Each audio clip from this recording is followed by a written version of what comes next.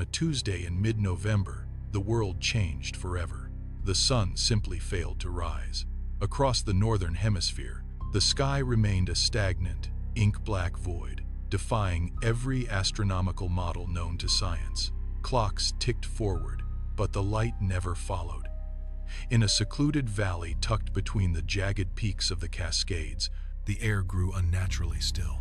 A young woman named Lina stood in the freezing shadows, clutching a peculiar artifact.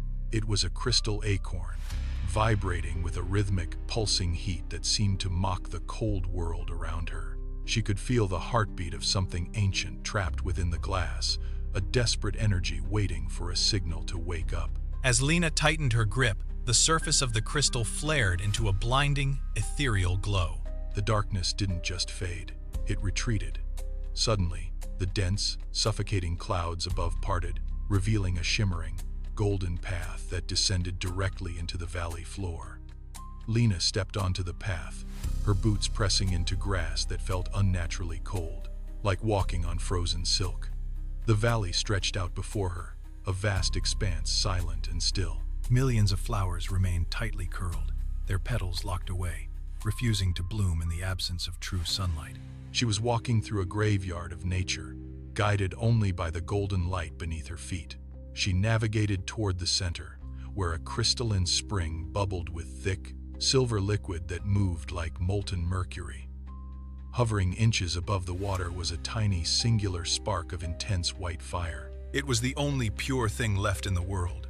Suddenly, a figure stepped from the shadows, a tall, robed entity known as the Keeper of Dawn. His presence felt like the weight of mountains. With a voice like grinding stones, the figure gestured toward the spark and whispered, "That is the first light, the seed of every morning that has ever been." Lina reached out, her fingers trembling as she neared the source of all warmth, hoping to bring the sun back to the sky. Just as Lina's skin brushed the warmth, the spark shuddered. It flickered violently, its brilliance dimming to a dull, lifeless gray. The heat vanished. Instantly, the flowers around them snapped shut with a sound like 1,000 heavy doors closing at once, a thunderous finality. The golden path above dissolved into gray smoke, leaving them in the hollow dark. The sky remained locked in a permanent, starless night.